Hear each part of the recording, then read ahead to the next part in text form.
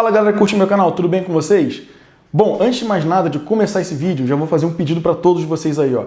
Quem está assistindo e quem gosta do meu conteúdo, por favor, clique aqui no botão inscrever-se e ative o sininho das notificações, porque eu faço muito vídeo e as pessoas só vão perceber, sei lá, um mês depois que eu lancei, quando elas por acaso chegam no canal e acham um vídeo novo lá. Então, ó, já ativa o sininho aqui para vocês ficarem sabendo de todo vídeo novo que eu lançar, beleza? Se vocês quiserem também, ó, me segue nas redes sociais, Facebook, Instagram. É lá que eu tiro a maioria dos meus vídeos. Eu converso bastante com os meus seguidores e eles fazem perguntas e dessas perguntas eu crio vídeos novos. Então eu tento sempre atender aí a demanda de vocês, beleza? O vídeo de hoje é mais um exemplo disso. Eu tô aqui fazendo esse vídeo em decorrência da pergunta de um amigo / seguidor meu lá no Instagram, o Henrique, que ele virou para mim e falou: Rafael, como é que funciona esse lance da homologação de carros elétricos e de carros híbridos? Tem alguma coisa particular sobre esses carros que é diferente dos carros a combustão e por aí vai?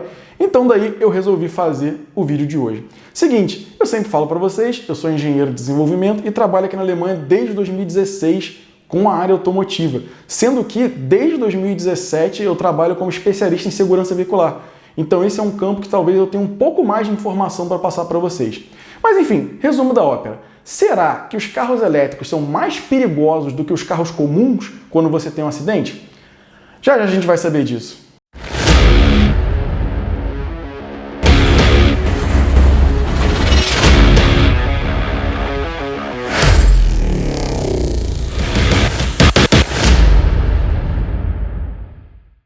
Bom, galera, estamos de volta e sem mais delongas vamos direto para o assunto de hoje. Será que os carros elétricos são mais perigosos do que os carros a combustão?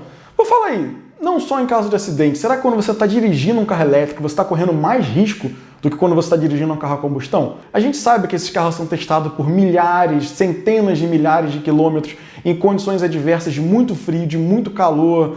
Esses carros, por exemplo, a Audi agora está lançando um carro elétrico que vai competir no Rally Dakar, que é digamos assim, talvez o mais exigente que você possa ter em termos de temperatura e a própria exigência mecânica de um powertrain elétrico. Ou seja, todo mundo tem muita confiança de que se você estiver dirigindo um carro elétrico, a segurança que você vai ter é exatamente igual a de dirigir um carro a combustão. E isso de fato é verdade. Você tem N quilômetros de teste, todo mundo sabe que a chance de acontecer um curto-circuito, alguma coisa, é praticamente nula. Ou seja, em operação, os dois carros têm a mesma segurança. Mas o que será que acontece quando você tem um acidente? Porque vamos pensar comigo.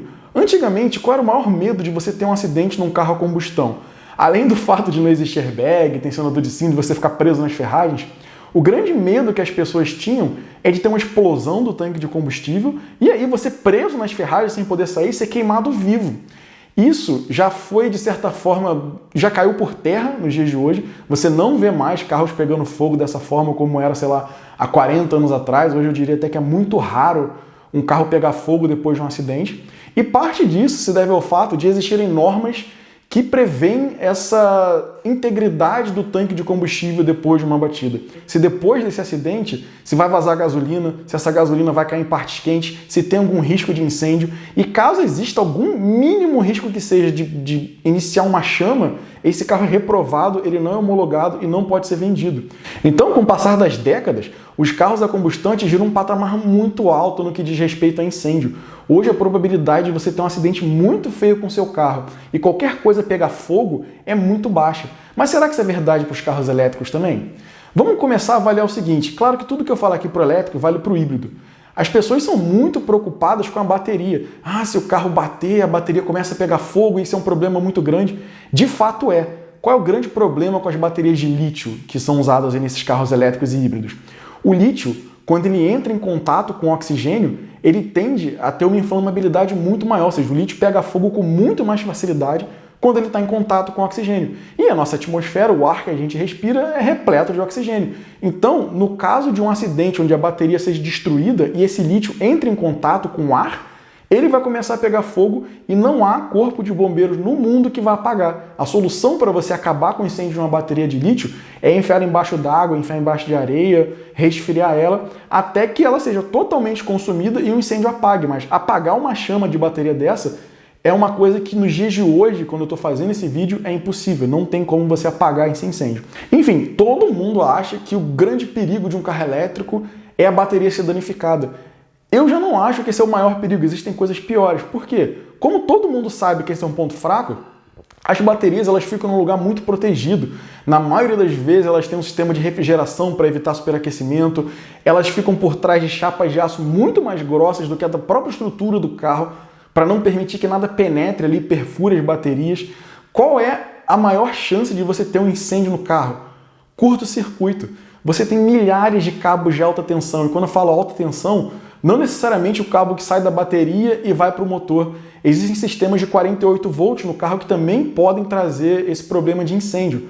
Por exemplo, ninguém nunca parou para pensar nisso, mas se o seu carro tem uma suspensão ativa e tem atuadores lá de suspensão ativa que são tocados por uma bateria de 48 volts, em caso de curto-circuito, você deu uma batida lá, quebrou a suspensão do carro e esses fios lá do motor da suspensão deu um curto-circuito, você tem uma chance muito grande de ter um incêndio. E na bateria, por exemplo, estaria intacta num caso desses. Então, galera, se preocupem um pouco menos com a bateria por si só e passem a se preocupar com o que de fato é perigoso, que são todos esses cabos de alta tensão que estão circulando no seu carro. Existe sim uma quantidade muito grande desses cabos, passando em áreas perigosas ali na saia embaixo do carro, atrás da roda, na frente do motor.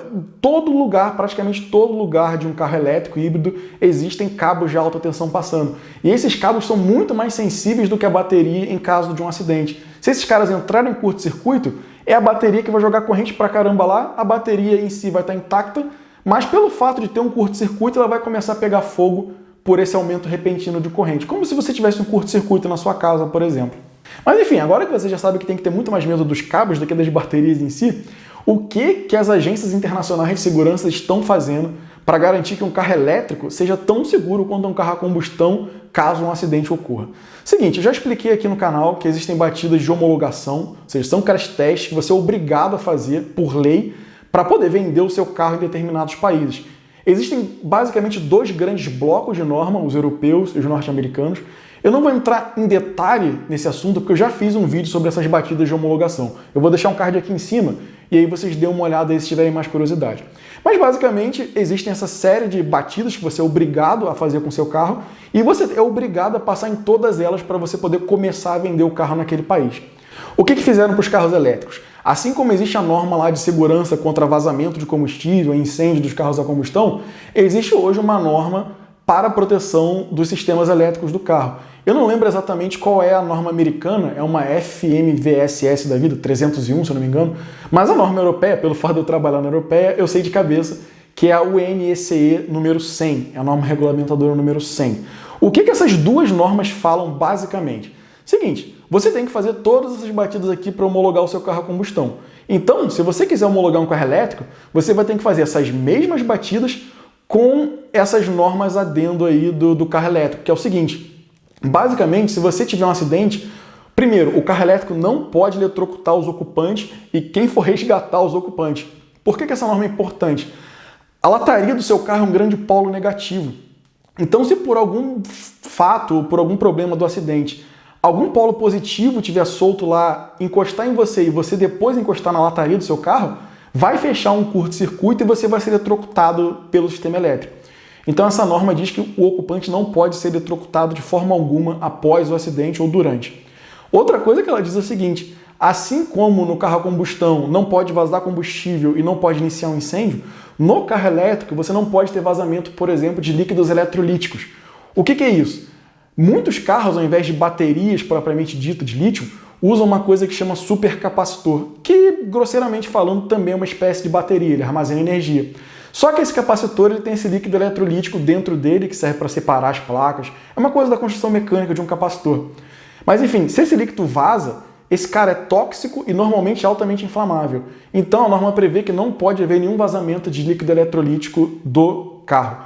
Outra coisa que ele prevê também, assim como no carro a combustão, não pode haver início de incêndio em nenhuma dessas batidas. Então basicamente é assim que a norma, tanto a europeia quanto a norte-americana, salvaguarda que um carro elétrico vai ter a mesma segurança veicular de um carro a combustão. Os mesmos princípios, não pode pegar fogo e no caso do carro elétrico não pode eletrocutar ninguém. Mas enfim, apesar desses órgãos tentarem fazer o carro elétrico tão seguro quanto o carro a combustão, eu vejo um grande problema aí nessas normas que estão desenvolvendo. Quando você tem um carro a combustão, 99% dos tanques de gasolina de todos os carros do mundo estão embaixo do banco traseiro do carro. Então você consegue desenvolver benchmarks, desenvolver crash tests unificados de forma em que todos os carros que fizerem aquela batida vão ter uma carga alta no tanque e você pode comprovar ali que ele está seguro, que não vai haver vazamento de gasolina e por aí vai. No caso do carro elétrico, como eu falei no começo do vídeo, isso já não é uma realidade, porque existem cabos de alta tensão passando pelo carro todo e às vezes o carro que tem um cabo passando na caixa de roda traseira não tem na caixa de roda dianteira e o outro carro tem uma situação exatamente ao contrário. Então é muito difícil, do ponto de vista dos carros elétricos, você prever qual vai ser o pior dos casos para você prevenir um incêndio, para você garantir que em caso de batida não vai haver esse princípio de incêndio no carro. O que eles fazem é fazer as mesmas batidas que eles usam para homologação, que, se você for analisar friamente, não tem como cobrir todo esse interior do carro. Então, qual é o grande problema? Isso acontece para o combustão também, só que o risco de incêndio é muito menor. Mas qual é o grande problema de você comprar um carro elétrico hoje confiando na segurança? Mais do que confiar na segurança desses órgãos que estão fiscalizando e que estão vendo lá, testando, vendo se o carro de fato atende todos os requisitos, você tem que confiar muito na montadora que você está comprando o carro. Por quê? No final das contas, é ela que vai te garantir que o seu carro não vai pegar fogo, porque na montadora você faz muito mais testes do que você faria na homologação. Será que hoje os carros elétricos estão aí num patamar de dizer não, é muito seguro, não tem como pegar fogo? Dá uma olhadinha só.